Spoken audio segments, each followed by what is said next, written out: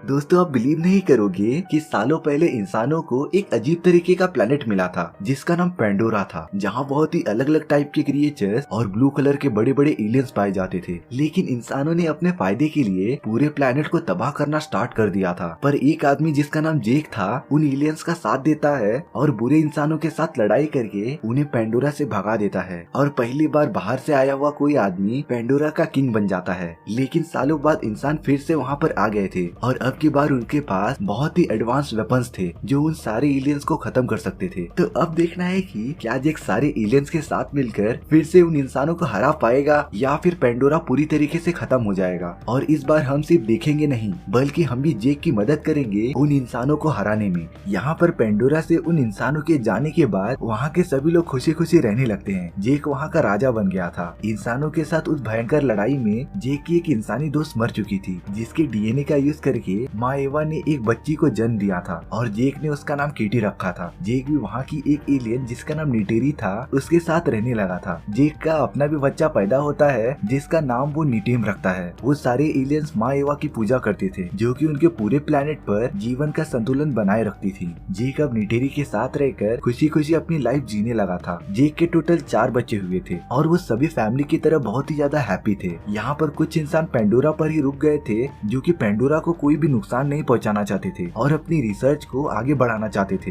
वो कर्नल जिसने इंसानों के साथ मिलकर पेंडोरा पर हमला किया था वो मर चुका था, लेकिन उसका एक छोटा सा बच्चा बाकी लोगों को मिल गया था। तो वो सब कर्नल के बच्चे को पालने का डिसाइड करते हैं और उसका नाम स्पाइडर रखते हैं। स्पाइडर तो हमेशा जेक के बच्चों के साथ खेलता रहता था और उन्हें देखने पर ऐसा लग ही नहीं रहा था कि वो अलग अलग प्रजाति के हैं, क्योंकि जेक के बच्चे भी उसके साथ काफी ज्यादा खुश थे। लेकिन यहाँ पर जेक की वाइफ नटेरी स्पाइडर को अपने परिवार का हिस्सा नहीं मानती थी, क्योंकि उसके फादर ने पिछले टाइम पेंडोरा को काफी ज्यादा नुकसान पहुंचाया था और वो ये बात कभी नहीं भूल सकती थी। जेक अपने सारे बच्चों को खुद ही पेंडोरा पर रहने का तरीका सिखाता है और उन्हें शिकार करने का सही तरीका सिखाता है। लेकिन कहते हैं ना, हैप्पीनेस लाइफ का सिर्फ एक ही पार्ट होता है। एक दिन जैक और नटेरी देखते हैं आसमान से बहुत सारे तारे नीचे गिर रहे हैं और सच में वो कोई तारे नहीं थे बल्कि वो इंसान थे जो कि पेंडोरा पर वापस हमला करने आ रहे थे और वो इस बार सभी चीजों के लिए तैयार थे। उन इंसानों ने अपने वेपन्स को इस तरह डेवलप किया था कि उनके सामने आने वाली कोई भी चीज वो पूरी तरीके से तबाह कर सकते थे। और जिन चीजों की वजह से वो उन एलियन से लास्ट टाइम हारे थे उन लोगों ने उसका भी सोल्यूशन निकाल लिया था, जिसका यूज करके वो अब वापस पेंडोरा पर हमला करने वाले थे। उन लोगों ने तो पेंडोरा पर हमला करना स्टार्ट भी कर दिया था। वहाँ के पूरे जंगल जला दिए थे। पेंडोरा के सारे एनिमल्स और क्रिएचर्स यहाँ से वहाँ भाग रहे थे, जिसमें कि वो सारे एलियंस कुछ नहीं कर सकते थे क्योंकि उन इंसानों ने पेंडोरा पर अचानक हमला किया था और उन सारे एलियंस की प्रजातियों को इस बारे में बिल्कुल भी पता नहीं था। यहाँ पर उन इंसानों के लैब में एक अवतार उठता है और वो वहाँ के सभी लोगों को मारने लगता है और तब पता चलता है कि वो अवतार उसी कर्नल का है जिसे कि नटेरी ने मूवी के फर्स्ट पार्ट में मार दिया था। लेकिन लड़ाई में आने से पहले उन लोगों ने कर्नल की सारी मेमोरीज और डीएनए का यूज करके एक अवतार बना लिया था और अब कर्नल को अपना अधूरा काम पूरा करना था, जो कि था जेक को मारना और पूरे पेंडोरा को अपने कब्जे में कर लेना। जेक अपने कुछ साथियों के साथ उन पर हमला करते रहता है और उन इंसानों की टेक्नोलॉजीज को खत्म करता रहता है और ये सबसे अच्छा वे था क्योंकि इसी तरीके से वो इंसानों को कमजोर कर सकते थे। और अगर मेरी मानो तो उन इंसानों को टक्कर देने का सिर्फ एक ही रास्ता था, उनकी ही टेक्नोलॉजी और एडवांस वेपन्स उनके ही खिलाफ यूज करना। और ये सेम चीज जेक और बाकी सब करते हैं। उन लोगों ने एडवांस वेपन से भरी ट्रेन को तबाह कर दिया था और उन सारे वेपन्स पर कब्जा कर लिया था। जेक का बेटा नीटिम भी अपने फादर के जैसा बनना चाहता था, तो वो इंसानों के खिलाफ बगावत में उसका साथ देना चाहता था, इसीलिए वो उसके साथ आया था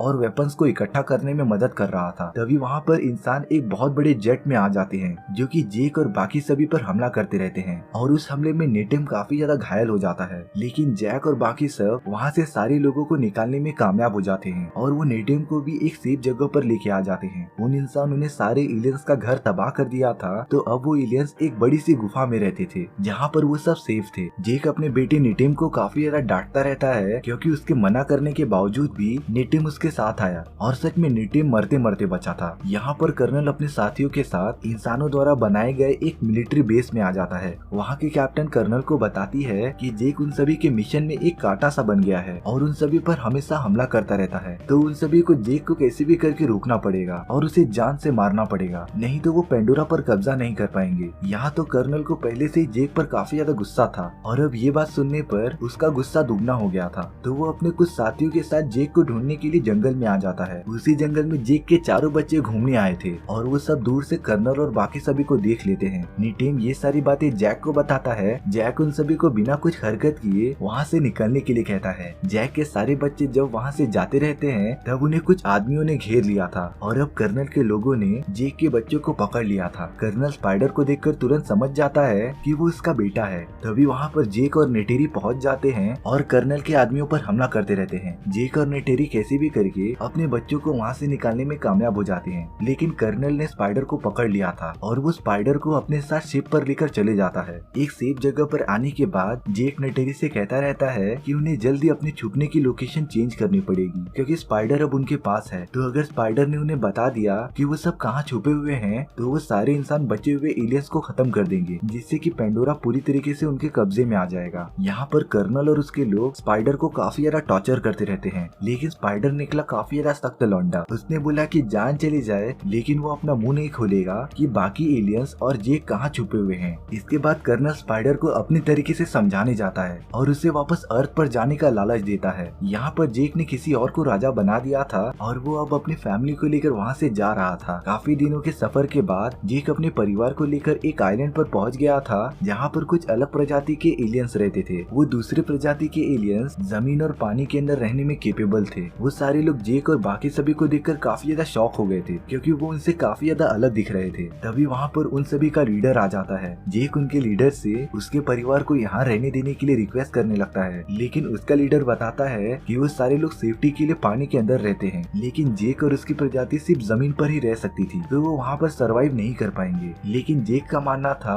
कि अगर वो थोड़ी सी प्रैक्टिस करें और पानी के अंदर रहने की ट्रेनिंग स्टार्ट कर दें तो वो भी उनकी तरह पानी के अंदर अच्छे से सांस ले पाएंगे। इसके बाद उनका लीडर मान जाता है जेक को अपने यहाँ रहने देने के लिए। वहाँ का लीडर अपने लोगों से जेक और उसकी फैमिली की मदद करने के लिए कहता है ताकि वो उन्हें पानी में रहने की ट्रेनिंग दे सके और उसी दिन से ही उन सभी की ट्रेनिंग स्टार्ट हो जाती है। स्टार्टिंग में उन लोगों को काफी ज्यादा परेशानी हो रही थी और वो तो पानी के अंदर ज्यादा टिक ही नहीं पा रहे थे। वहाँ के लोग उन्हें पानी के अंदर सांस लेना और पानी के एक क्रिएचर पर सवारी करना सिखाते हैं। जेक को भी स्टार्टिंग में काफी ज्यादा प्रॉब्लम हो रही होती है, लेकिन वो सब धीरे धीरे इम्प्रूव कर रहे थे और उन सभी को वहाँ के एनवायरनमेंट में रहने की आदत हो गई थी। यहाँ पर कर्नल स्पाइडर के साथ अपने लिए एक इकरान चुनने आया हुआ होता है जो कि बहुत बड़े उड़ने वाले क्रिएचर्स होते थे और वो अपनी लाइफ में सिर्फ एक ही बार अपने ओनर को चुनते थे। कर्नल उनमें से एक इकरान को पकड़ने में कामयाब भी हो जाता है। यहाँ पर जेक और बाकी सभी की ट्रेनिंग चालू रहती है और वो सब काफी ज्यादा अच्छा परफॉर्म कर रहे होते हैं। यहाँ पर किटी का कुछ लोग मजाक उड़ाते रहते हैं और उस पर हंसते रहते हैं। तभी इसी बात पे नेटिम और उनकी लड़ाई हो जाती है जो कि सही भी थी। एक भाई कैसे अपने बहन की बेइज्जती सहन करेगा, लेकिन जेक उन्हें बताता है कि उन्हें इस तरह लड़ाई नहीं करनी चाहिए क्योंकि उन सभी को यहाँ पर हमेशा के लिए रहना है तो उन्हें सभी से दोस्ती बनाकर रखनी पड़ेगी। इसके बाद नेटिम उन लोगों से माफी मांगने चले जाता है और उनके तरफ दोस्ती का हाथ बढ़ाता है। वो लोग नेटिम को माफ कर देते हैं और पक्के दोस्त बन जाते हैं। वो सारे लोग नेटिम को लेकर एक जगह पर आ जाते हैं जहाँ पर वो हमेशा शिकार करने आया करते थे। जब वो सब पानी के अंदर चले जाते हैं तो वो नेटिम को एक मछली पकड़ के दिखाने के लिए कहते हैं। नेटिम तो शिकार करने चले गया था और तब पता चलता है कि ये सब एक चाल थी और वो लोग नेटिम को छोड़कर वहाँ से भाग जाते हैं। नेटिम तो शिकार करने में बिजी था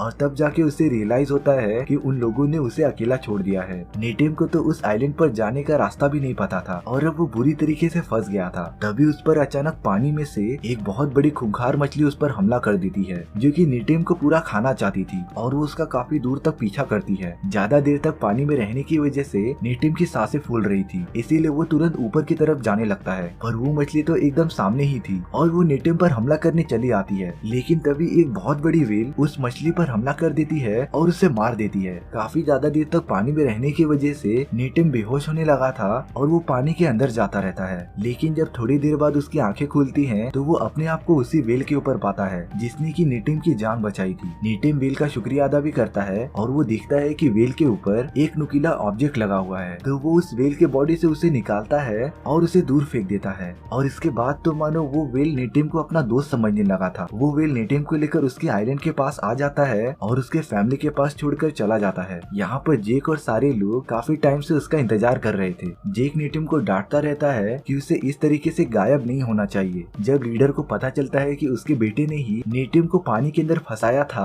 तो वो उसे काफी ज्यादा डांटता रहता है, पर जेक कहता है कि इसमें दोनों की ही गलती है। और इसके बाद नेटिम और लीडर के बेटे में दोस्ती हो जाती है और वो अब हमेशा साथ में रहते थे। अगले दिन नेटिम सभी को उस व्हेल के बारे में बताता है जिसने कि उसे बचाया था, और वो बताता है कि उस बड़ी सी व्हेल का एक फिन टूटा हुआ था। वहाँ की लीडर की बेटी तुरंत समझ जाती है कि उस बड़ी सी व्हेल को टुकून कहा जाता है, लेकिन जिस व्हेल को नेटिम ने देखा था उसे पाइकन कहा जाता था, जो कि सारे व्हेल से अलग था क्योंकि उसने कई व्हेल्स और लोगों की जानें ली थी। नेटिम इस बात का भरोसा नहीं करता क्योंकि उस व्हेल ने उसे कोई भी डैमेज नहीं पहुंचाया था, बल्कि उसने नेटिम की जान बचाई थी। तो वो इस बात का पता करने के लिए उस व्हेल के पास चले जाता है। नेटिम उस व्हेल से साइन लैंग्वेज में बात करता रहता है और पूछता है कि उसे दूसरों से अलग क्यों रखा गया। इस बात का जवाब देने के लिए वो व्हेल नेटिम को पानी के अंदर लेके जाने लगती है, और ये सीन सच में काफी ज्यादा अच्छा दिख रहा था। यहाँ पर कर्नल स्पाइडर को लेकर अपनी सेना के पास आ जाता है और वो लोग बड़े बड़े शिप का यूज करके जेक और बाकी सभी को डिफरेंट आइलैंड पर ढूंढते रहते हैं, और काफी सर्च करने के बाद वो एक आइलैंड पर पहुंच जाते हैं जहाँ पर कुछ एलियंस रहा करते थे। कर्नल और उसकी टीम वहाँ पर आ जाती है और उन सभी को मारने लगती है। वो लोग उनसे जेक के बारे में पूछते रहते हैं, लेकिन उन एलियंस ने जेक के बारे में कुछ भी नहीं बताया था, तो इसीलिए कर्नल के लोग वहाँ की पूरी जगह को आग लगा देते हैं, जिससे कि उनके रहने की जगह पूरी तरीके से जल जाती है। वहीं उस आइलैंड के दूसरी तरफ जैक अपने फैमिली के साथ रह रहा था। जब ये बात उनके लीडर को पता चलती है कि वो सारे इंसान जेक को ढूंढते ढूंढते यहाँ तक पहुँच गए हैं और चारों तरफ तबाही मचा रहे हैं, तो वो जेक को ये सब बताता है। यहाँ पर काफी ज्यादा पूछने के बाद भी कोई भी जेक के बारे में बताने के लिए तैयार नहीं था। तो अब कर्नल के पास एक आइडिया था कि वो वहाँ के सारे बड़े बड़े व्हेल्स को खत्म कर देगा, जिससे कि उन सभी एलियंस को उनके पावर का अंदाजा होगा और शायद से ये देखकर जेक भी बाहर आ जाए। यहाँ पर नेटिम उस बड़े से व्हेल के साथ बॉन्ड बनाने में कामयाब हो जाता है, और वो उसके मेमोरीज में देखता है कि कुछ सालों पहले एक हंटर के ग्रुप ने उन पर हमला कर दिया था और वो सभी बचे हुए व्हेल को मारने लगे थे, पर हमले के बाद सभी ने पाइकन को ही किलर समझ लिया था और उसे हमेशा के लिए अलग कर दिया था। यहाँ पर कर्नल के लोग सभी व्हेल को मारते रहते हैं और वो उन पर जरा भी रहम नहीं कर रहे थे। वो लोग तो उन व्हेल के बॉडी से एक अजीब टाइप का लिक्विड भी निकालते हैं, जिसका यूज करके उम्र को बढ़ने से रोका जा सकता था, और इसकी डिमांड अर्थ पर काफी ज्यादा थी। उन लोगों ने व्हेल्स को मारकर पानी में फेंक दिया था। जब उन व्हेल्स को जेक और बाकी सब देखते हैं तब वो काफी ज्यादा गुस्सा हो जाते हैं। उन एलियंस का लीडर सभी को बताता रहता है कि अब वो चुप नहीं बैठने वाले, उन्हें उन इंसानों पर हमला करना ही पड़ेगा। और इसके बाद सभी में काफी ज्यादा जोश आ गया था, पर जेक दिमाग से काम लेता है और सभी को शांत रहने के लिए कहता है। वो बताता है कि अगर वो उन पर हमला करेंगे तो वो इंसान अपने बड़े बड़े रोबोट्स का यूज करके उन सभी को मार देंगे, जिससे कि उनकी पूरी प्रजाति ही खत्म हो जाएगी। यहाँ पर नेटिम को पाइकन की चिंता हो रही थी, इसीलिए वो पानी के अंदर उसके पास जाने लगता है। नेटिम के पीछे पीछे कुछ लोग भी जाते हैं और वो उस व्हेल के पास पहुँच जाते हैं, जिसके बॉडी पर एक तीर लगा हुआ था। नेटिम और बाकी सब उसे निकालते रहते हैं, पर तभी वहाँ पर वो सारे इंसान अपने आधुनिक हथियारों के साथ वहाँ पर आ जाते हैं। नेटिम जेक को ये बात बता देता है और जेक अपने साथियों के साथ निकल पड़ता है उन सभी की मदद करने के लिए। नेटिम और बाकी लोगों ने मिलकर पाइकन के बॉडी से वो तीर निकाल लिया था, लेकिन यहाँ पर कर्नल की टीम वहाँ पहुँच गई थी और वो नेटिम और बाकी सभी को पकड़ने लगी थी। वो तो उन सभी को जाल में पकड़कर अपने शिप पर लेके आ जाता है, और अब वो जेक को ब्लैकमेल कर सकता था कि वो खुद को सरेंडर कर दे और अकेले शिप पर आए। जेक के पास अब कोई भी ऑप्शन नहीं था, और वो जैसे ही आगे बढ़ता रहता है तभी वहाँ पाइकन आ जाता है और उनके शिप पर हमला कर देता है। वो पूरी शिप धीरे धीरे तबाह होने लगती है। इस बात का फायदा उठाकर जेक और बाकी सब उन पर हमला करने चले जाते हैं। नेटेरी भी अपने इकरान पर बैठकर उन सभी पर हमला कर रही थी और उन्हें एक ही बार में मार दे रही थी। अब वो सब लोग इंसानों पर भारी पड़ रहे थे। जेक अपने बच्चों को भी छुड़ाने में कामयाब हो जाता है, लेकिन कर्नल अब उसकी बेटी केटी को पकड़ लेता है और उसे अपने साथ लेकर चला जाता है। पर वो शिप अब बुरी तरीके से डैमेज हो गई थी और वो कभी भी पानी के अंदर डूब सकती थी। वहाँ से बाहर निकलने के चक्कर में नेटिम को एक गोली लग जाती है और वो काफी ज्यादा घायल हो चुका था।